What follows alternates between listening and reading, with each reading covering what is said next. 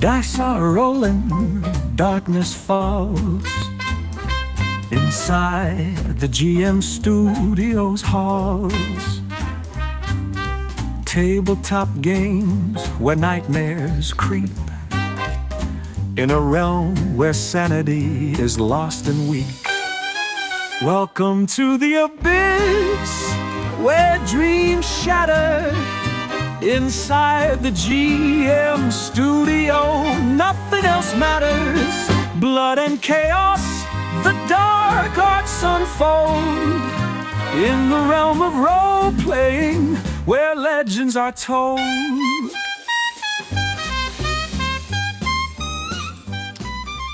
No, you're a GM. No, you're a GM. No, you're a GM.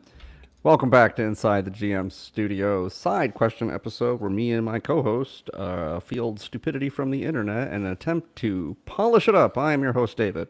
I'm Matt.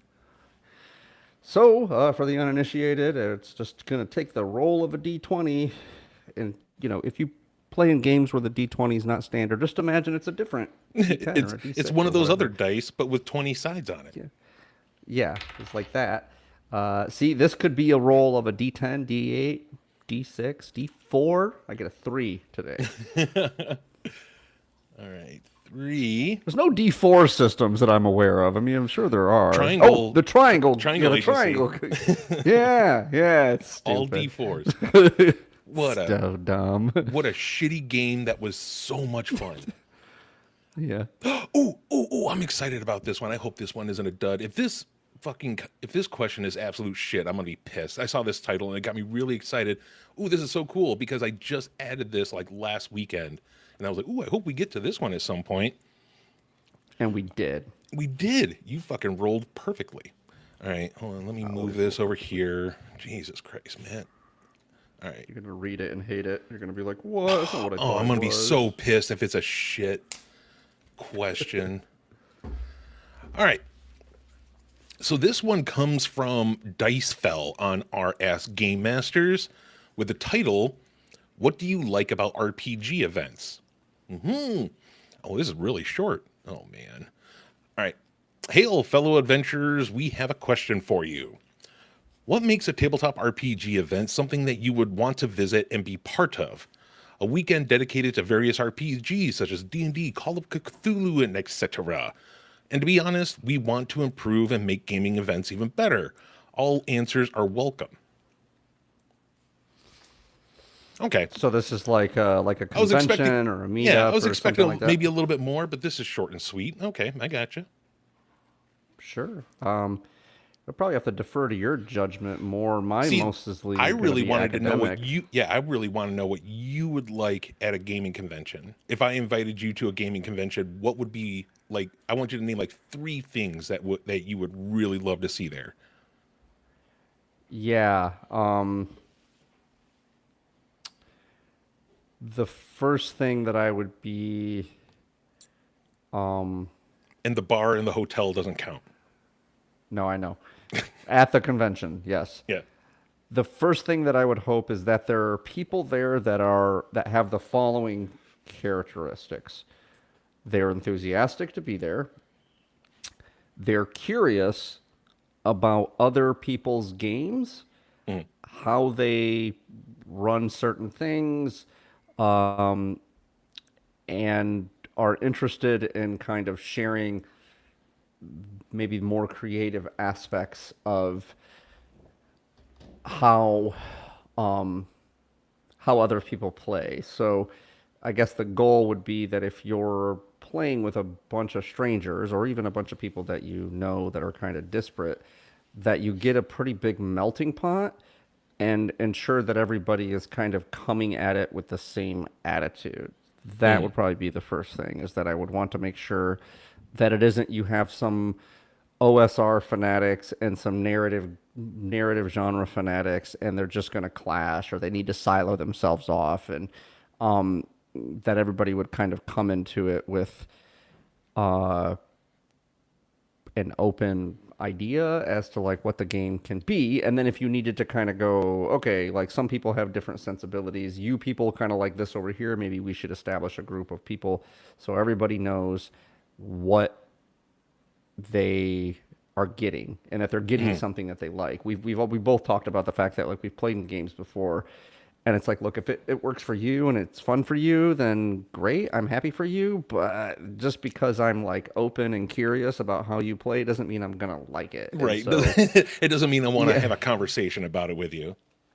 right. And so especially if you're gonna be playing the games there, then that's I would hope that somebody was there to coordinate that and organize it. So it would need to be well organized, and you would need to ensure that everybody kind of finds what it is that they're looking for from the convention or from the games that that are being played at the convention.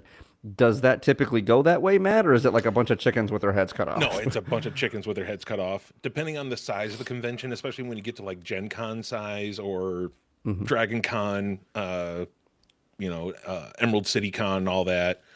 Those are just fucking crazy usually. Smaller ones that we have, like here in Ann Arbor, we have UConn at the University of Michigan, which is really well facilitated. They get a bunch of volunteers that help out every year, so it usually goes off without a hitch. It's pretty fucking good. But yeah, the bigger the convention gets, it's chaos. It's I would hope that in some ways you could leverage people's excitement to be there ahead of time, right? Like organization would be key. So, for instance, let's say you're going to have a bunch of games that are going to be run, and a GM is, um, I would think. Do you know what an RFP is? RFP? Yeah, it's a largely a government term, but it's a request for proposal. Oh, okay. So what I would like to see is like, let's say there's a game that's going to be here and it's hosted by Matt, and maybe when I go up to the room, there's some information about what sort of game you run, and or maybe even people could sign up with an app or something, and you have a little blurb about what kind of game you like to run, and maybe even some metrics, right? You kind of have like how narrative driven is it on a scale from 1 to 5? How much role playing is involved on a scale of 1 to 5? How stringent are you with the rules on a scale from 1 to 5? What system you're running and all this, so players would know, okay, this is maybe a little crunchier than I want. I'm something that's maybe more middle of the road narrative and balanced with rules. Um, you know, and then everybody can kind of opt in, and you naturally gravitate toward the sort of play experience that you would want. Yep. But All conventions usually have a catalog that they do it for. Gen Con does it really well because the Gen Con catalog, I actually have all the ones that been to. I kept the catalogs because they're for older folks out there that remember, what do they call them? The other pages? It was like the extra yellow pages that you got for the phone book. That's about an inch and a half thick. That's what these catalogs look like. And it's just all the games that are played all weekend long, and they're they are separated by game, genre, narrative style. Like they all try to break it up so that they're all together, which is really nice. Other smaller cons like UConn, they don't, because there's just a little zine that they put together. It's only like yeah, 5 pages. but I mean, even independent of that, like you can get wildly different sensibilities of a game for even the same game, right? You're playing D&D, you're both playing Lost Mine of Phandelver.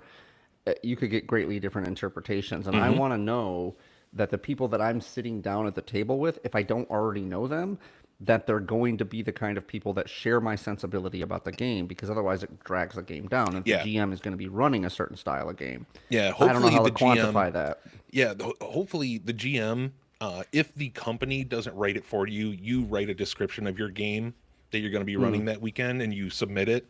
So if you're a good GM, you will put in there, please only play if you're going, if you're going to be about this, this, this. If you really care about that, put it in your description so that it's on paper that they know before they sign up, this is what is expected.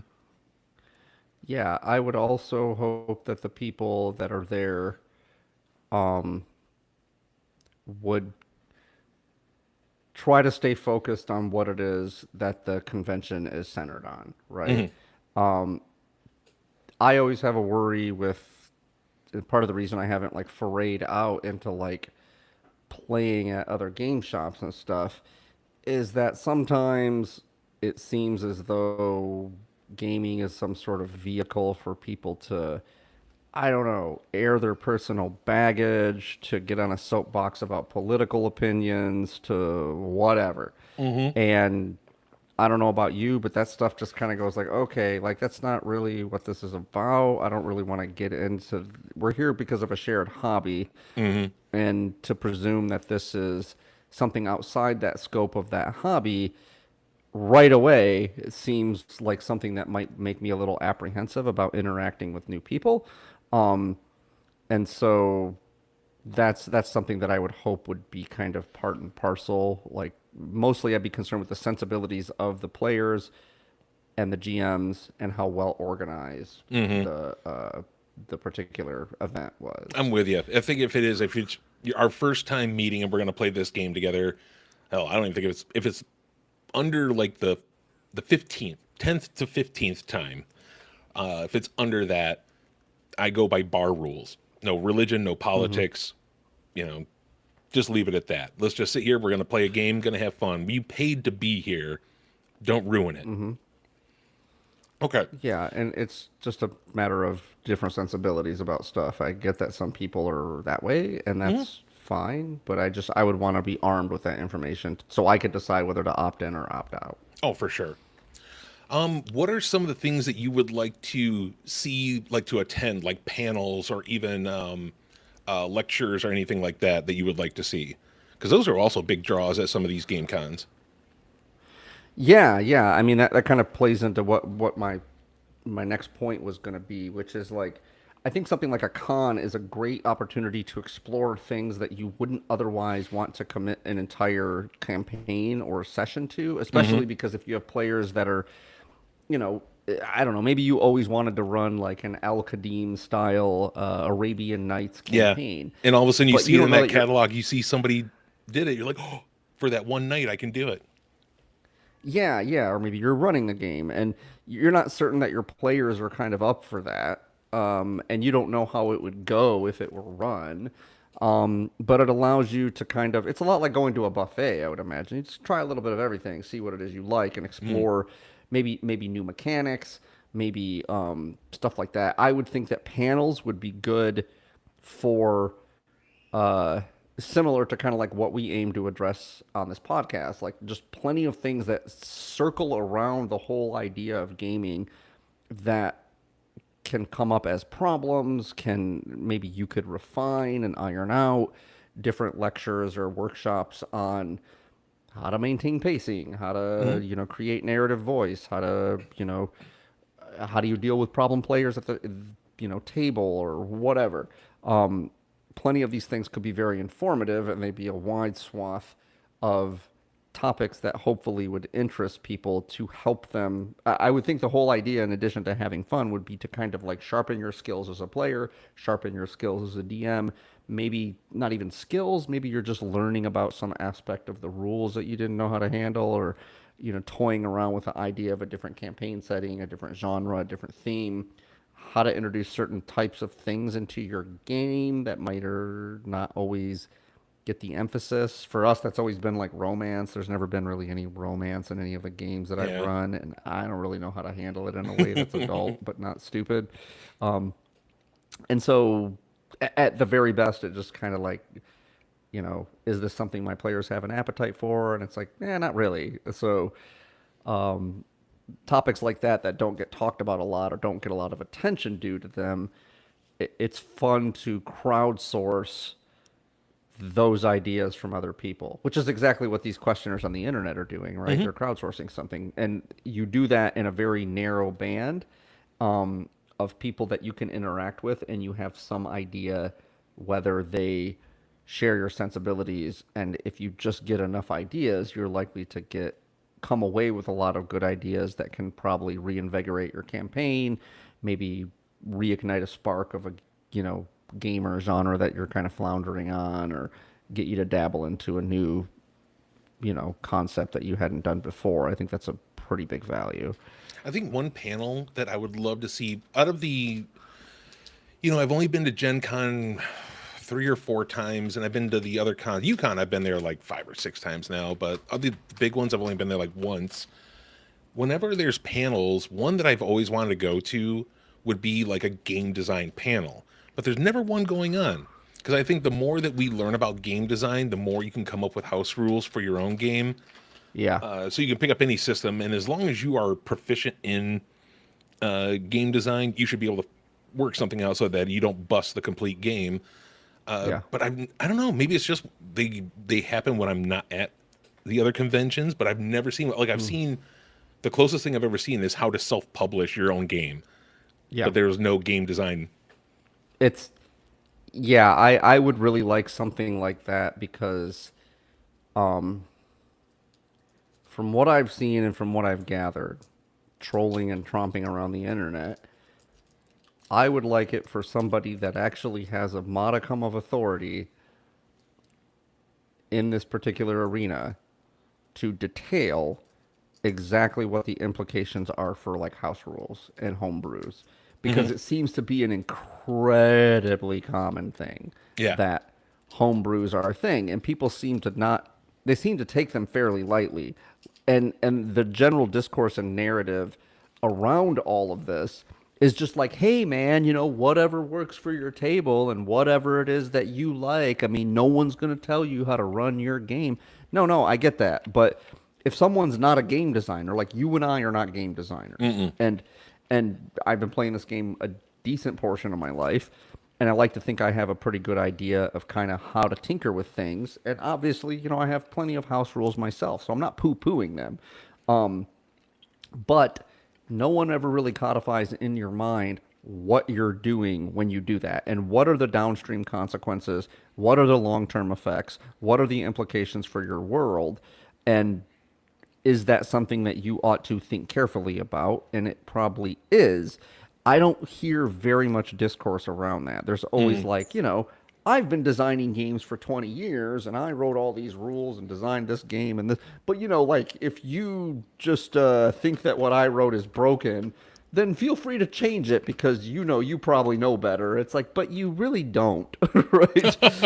and I'm not saying that you're never going to find something that fits your table better than the game designer intended, but I don't think that a lot of people think through exactly like the implications of a rule being put a certain way and what that does to your game. I would love somebody with some credibility and authority, or perhaps a variety of people that have different takes on what that entails, kind of have a back and forth so I can get a little bit better understanding as to like what you're doing when you alter a rule, because it's just like a spider web. You can't pluck one thread in a game system and have it not affect other things in the web. And sometimes that's fine, but the general level of cavalier attitude I hear people and read people talking about homebrewing everything, it seems like they're just like, man, my immediate thought is like your game must be a mess because you have all these like homebrew rules, and I don't know the rules super well, but I can see at least 5 edge cases why this would be a problem like immediately. I know. And if they don't, and like you were saying earlier, I don't want to poo-poo on them because they're kind of making it their own system. But I'm just like, if you don't like D&D that much and you're homebrewing it that much, why don't you try something different instead of just creating all your own stuff? yeah, it's just like sometimes I find myself slapping my head like, yeah, I didn't really think about that. Like our homebrew rule with a second wind. I was like, I'm going to kind of have this. And frankly, of all the rules, I didn't think through that one very well. And it wasn't very long before Cody was like, wait, if I multi-class, then which hit die do I use? Yeah. I should have thought of that, right? I should have thought of like what hit die you would use or whatever. But I didn't think through it super carefully. And so that can be a problem. And if something like that touches something pretty easily, then you're always going to be adjusting. Well, okay, maybe we don't do it that way. Maybe we don't do it this way. It's like, to me, homebrew rules should be set up at the beginning of a campaign or when you realize that a certain mechanic is coming up a lot and it's a problem in your game and you need to fix it, but then fix it and fix it once, and deal with the ramifications. I don't see a lot of discussion about that, about like how you deal with the ramifications. It just seems to be now you're just doing a patch job left and right. So a panel on that would be, and I'm with you. I've never even like, I've not seen any discourse about this on the internet, or I've never been to like a con where they dealt with it. I don't go to a lot of gaming conventions, but that, yeah, I would really be interested in something like that too.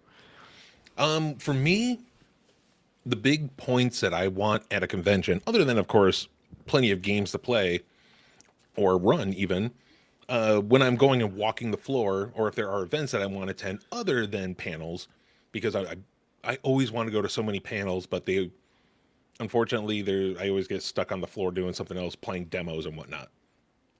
One of the big ones is being a collector. I gotta have the shop row, especially the classic vendors that come in with all their collections and try to sell them off.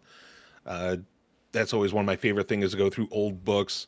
Hell, that's where I found like first prints of GURPS, not GURPS, riffs from back in the day, at Yeah. goddamn, where was that one at? Emerald City Con, I think. No, it wasn't Emerald City Con. What am I talking about? Dragon Con? It might have been Dragon Con.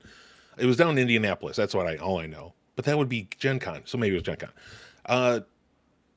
That I found like these old first publishings of Riffs books. And I was like, God damn, these are just fucking cool. Unfortunately, I could never afford them at the time.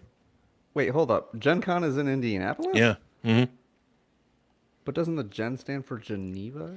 Gary Con is in Illinois. It's still in Lake Geneva.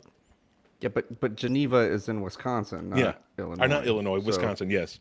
okay. So Gen Con, named for a location Yeah. in Wisconsin, is in Indianapolis. Yes. And Gary Con, named for the guy from Geneva that started the game, is in And started Gen Con. Wisconsin. Yeah, and well, yeah, of course. But anyway, yeah, I'm totally with you. Like anything that like, I don't know. I don't. Part of the benefits of tabletop games is like we play digitally, but yeah, I would love to see like a wealth of analog shit, old dice, old pewter minis, even if it's just not people not selling them, just showing them off, right? Like hey, look at the shit I got. Like, or you play in a game and like I got a whole wealth of pewter minis or even plastic minis. Old dude. dice, old books, shit like that. Great. There was this guy that came to UConn a few years ago, probably like 6 to 8 years ago. But all of his game books from his collection, they all got ruined and the covers fell off. So he just took the covers and he framed them and came and sold them at the convention for like $5 each. And they were so cool. They were really awesome. Yeah. Other things that I would like, I'm a big DIY guy, so I like DIY, not panels or lectures, but more of like a whole area that's set that you can come in and make your own stuff. Like if there's sometimes people come in with pressure cookers and all the goods to make your own dice.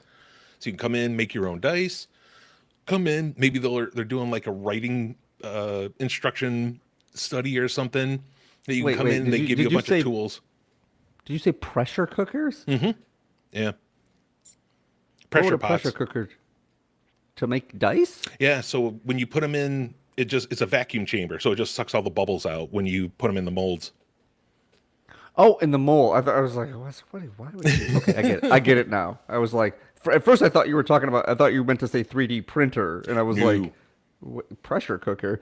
No, yeah, I'm with you 100%. The stuff like that is just kind of neat and cool. It's like kind of the shit that analog we go shit. and look for whenever you and I go to conventions together, especially at the last one, the one in San Jose there, wherever it was, the MakerCon. Just finding yeah, shit yeah. to do and hang out and make shit. That's Yeah, of the that's favorite shit to do. No, what I would like, again, speaking of like workshops and stuff like that, and DIY shit, anything that would be like, here are some hacks that would allow you to save time in game, Yeah. save time for prepping, save any of that. Like, I don't remember where I was, like, I don't remember who I was talking to. I was talking about like, yeah, all these like, we spend so much time like drawing out rooms and maps, and someone was like, well, why wouldn't you just kind of like draw it out in advance? I'm like, well, because there's only so much space on the grid. You can't draw the whole map out. And they're like, no, no, but like, you have the map, right? I was like, yeah. And they were like, well, in each room has a layout, right? I was like, yeah. And they're like, why don't you just draw a second map and then cut each room out? And then when the players get in there, give it to them. Yep. I'm like, you know who it yeah, was? that would save a lot of time. Or at least the person that introduced that to me, because this is just what he did. He always had a manila folder in his bag full of maps that he made and cut out that he could just throw on the table that we could use. It was fucking Nate Higley. He used to do that. Yeah, That's, but like, he introduced me to it, and I started doing that for all my cons. yeah, but like because you just don't want to show the players the whole map of the dungeon right away necessarily, and so, or even just like, then later I started doing it because after I've been playing for a few years, you used to be you got a pad of graph paper, right? And you got a pad of graph paper. But then they started making like these big win, lose, or draw size fucking pads of graph paper. Yeah. And those are great because you could just draw all your maps Yep. out in advance and you just like I think I still unfold have it. 2 of them around here somewhere. Yeah, they're super helpful when you're trying to prep for because that's the only thing that sucks about an in-person game is that level of prep. And these people with all these like 3D printed shit that they got to set up, it's like, dude, it must be hours in advance. It's like Roll20, you're just like, oh, here's a map. You're on the map. That's what it looks like, right? Yeah. So I'm fully in the digital camp as far as that goes, as much as I enjoy moving an analog mini around and, risking that my D20, if I don't have a dice tray, is going to clang my fucking mini over and knock him over. And then be Yeah. like, was I adjacent to the goblin or was I adjacent to the hobgoblin? Like, I don't know.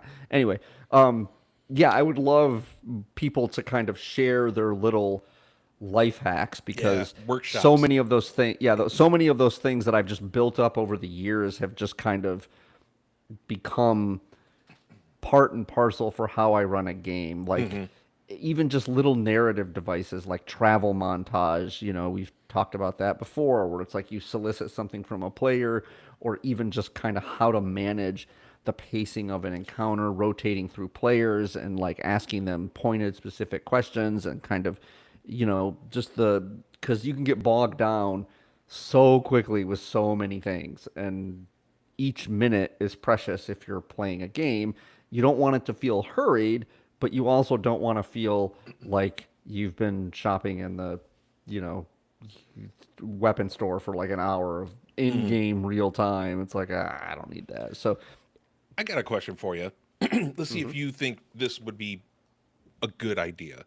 So, this is a game convention. We're going to go ahead and say this is a tabletop role-playing game convention, so that we don't have card games and we don't have war games right here. This is all. to be fair, he said event, so it could be not a convention, but like Right. a meetup or something that's more informal. But yeah, I get you. At an event, do you think for a role-playing game event, having an author have a presentation like a lecture or a panel to talk about writing? Usually when they show up, they don't have them do speeches or talk about it, but they'll have them in, of course, the store floor selling their books, or they'll, maybe they're selling something else that they're working on at the time. But do you think it would be worth having an actual author, somebody that's never done anything for a game, but an author come up and have like a panel?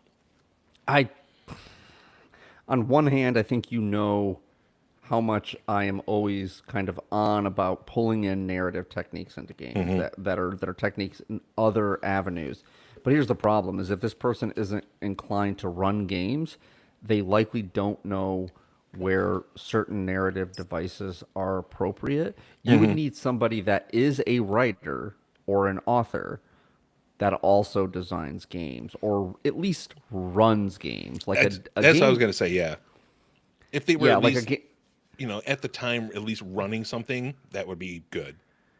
Yeah, because here's the thing: is a game designer is going to tell you how to build an intriguing adventure, but a lot of that baked in is going to have some narrative devices. So I think game designers would benefit well from learning a thing or two from writing, but writing a game, a role-playing game in particular, is very different than writing a film Yeah, or writing a novel. And you need to know which techniques to employ and how to employ them. We've gone over this about Star Wars, and this is part of the problem with Star Wars games, is that Star Wars is a movie franchise, and it works, well, it used to. It used to work great as a movie franchise.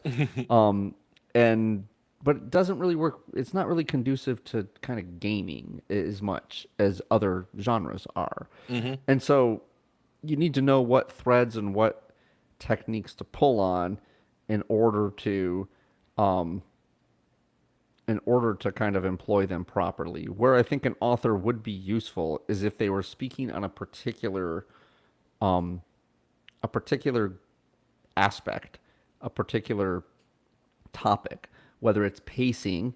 Here's how you maintain a tight pace in a story. Here's how you write pithy dialogue in a story. Here's how you, whatever, insert the topic that might be relevant to games.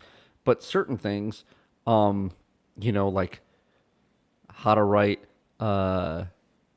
shifting POVs or something. It's like, okay, that's not relevant for a game. But maybe like world building might be, how do you build a cohesive world before your first session ever starts? So I think the more narrow that the topic was, the more you would probably get out of it, because it would need to be sharpened into something that would specifically apply, and that you could apply to your games, when a lot of things about writing techniques just don't. Yeah, I think so. If they, yeah, some dude that hasn't, oh yeah, I played D&D a few times back in high school, in his early 50s, that said, oh yeah, I could tell him how to write an adventure. It's like, if you actually want to if you wanted to even publish, go onto the DM's Guild and you publish an adventure. I don't think an actual author that hasn't played D&D in about 30 years and has probably never even looked at an adventure module Well, would be able to tell you how to make one. It's part of the reason that, like, most of the things that inspire D&D adventures don't run well as adventures. Like, you probably couldn't do a Song of Ice and Fire Right. campaign. And conversely, most of the things that are based on D&D adventures don't make particularly good literature, right? Like the things that are actual D&D adventures and they feel like D&D adventures, they don't make good reading. Not really, because the devices for literature and the devices for a game are just different. So literature serves as a great inspiration, but it's often like texture and flavor.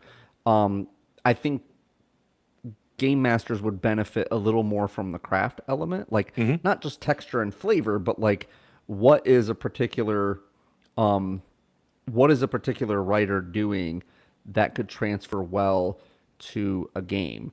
And frankly, I don't know that would be well placed at a convention like this, because a lot of the things that are particularly useful are genre agnostic.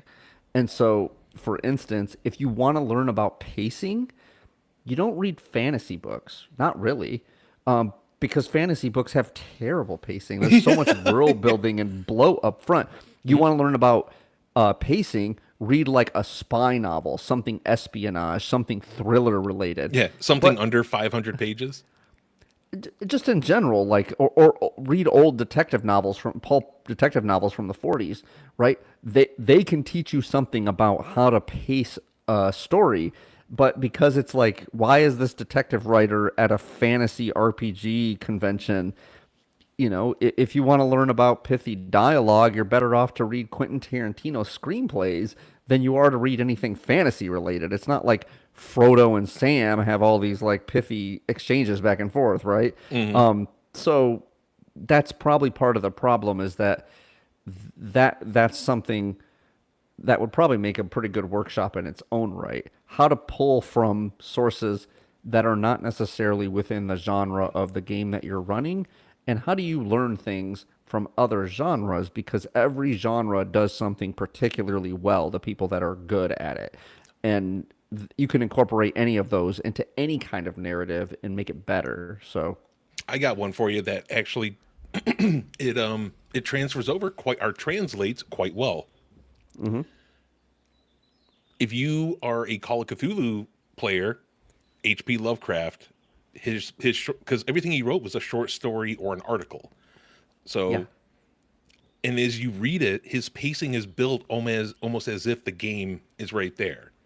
So if you break it down, reading the stories and how he paces it alone works wonders. And I know, oh well, yeah, the game is based after his stories. I know, but I think the way that his stories were written works out for any role playing game session.